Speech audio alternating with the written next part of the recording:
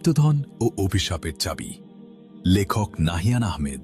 পর্ব ৩, অন্ধকারের থাবা ও প্রথম আঘাত। রতন যখন হাঁপাতে হাঁপাতে তার জীর্ণ ঘরে পৌঁছালে তখন রাত ১:৩০। ঝড়ের গতিতে ঘরের দরজাটা ভেতর থেকে আটকে সে বিছানায় বসে পড়ল। তার বুকটা তখনও কামারের হাঁপড়ের মতো ওঠানামা করছে। পকেট থেকে সেই শীতল চাবিটা বের করে মেঝেতে রাখতেই এক অদ্ভুত কাণ্ড ঘটল। কেরোসিনের ল্যাম্পের মৃদু আলোতে দেখা গেল চাবিটা থেকে ধোঁয়ার মতো ক্ষীণ একটা কুয়াশা বের হচ্ছে। রতন ভাবল, এটা কি মনের ভুল, নাকি চাবিটা কোনো সংকেত দিচ্ছে? ঠিক তখনই ঘরের বাইরের বারান্দায় ভারী কারো পায়ের শব্দ পাওয়া গেল। খট খট খট, যেন কেউ খুঁড়িয়ে খুঁড়িয়ে হাঁটছে। রতন জানলার ফাঁক দিয়ে উকি মারল, কিন্তু বাইরে ঘন অন্ধকার ছাড়া আর কিছুই নেই। হঠাৎ তার মনে পড়ল সুরেশ কাকার কথা। চাবিটা পাওয়ার পর তো তার সাথে দেখা করার কথা ছিল। সকাল হতেই রতন সুরেশ কাকার বাড়ির দিকে রওনা হলো, কিন্তু গ্রামে ঢুকতেই এক অস্বাভাবিক নীরবতা তাকে গ্রাস করল।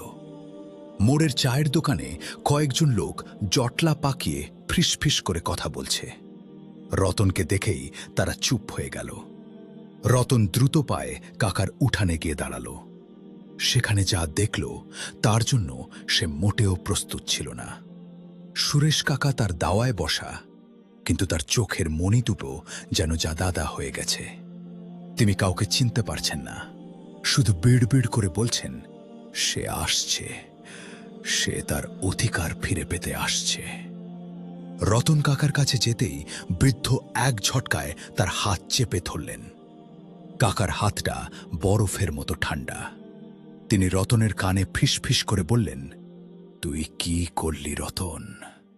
তুই শুধু চাবিটা আনিনি, সাথে করে সেই অভিশপ্ত ছায়াকেও নিয়ে এসেছিস। আজ রাতেই প্রথম রক্ত ঝরবে। রতন ভয় পেয়ে কাকার হাত ছাড়িয়ে দৌড়ে বেরিয়ে এলো। তার মাথায় শুধু একটাই চিন্তা, এই চাবিটাই কি সব নষ্টের মূল?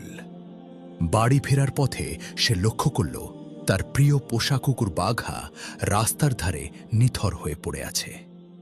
বাঘার গায়ে কোনো আঘাতের চিহ্ন নেই, কিন্তু তার চোখ দুটো ঠিক সুরেশ কাকার মতো সাদা হয়ে গেছে। রতন বুঝতে পারল অভিশাপ শুরু হয়ে গেছে। চাবিটা যাকে স্পর্শ করেছে বা যার কাছে গেছে তার চারপাশের প্রিয় সবকিছুই ছাই হয়ে যাচ্ছে।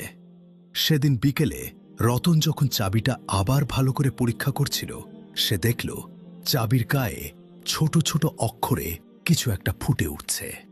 সে পড়ার চেষ্টা করল যে এই চাবি খুলবে সে ঐশ্বর্য পাবে, কিন্তু বিনিময়ে দিতে হবে আপনজনের প্রাণ। রতন শিউরে উঠল। তার একমাত্র সম্বল তার বৃদ্ধা মা, যে পাশের ঘরে ঘুমিয়ে আছে। তবে কি পরবর্তী লক্ষ্য তার মা? পরের পর্বে থাকছে, চাবি দিয়ে কোন সিন্দুক খুলবে রতন? তার মাকে বাঁচাতে কি সে পারবে চাবিটি ফিরিয়ে দিতে? গল্পের এই মোড়টি কেমন লেগেছে আপনাদের কমেন্ট করে জানাবেন। ধন্যবাদ।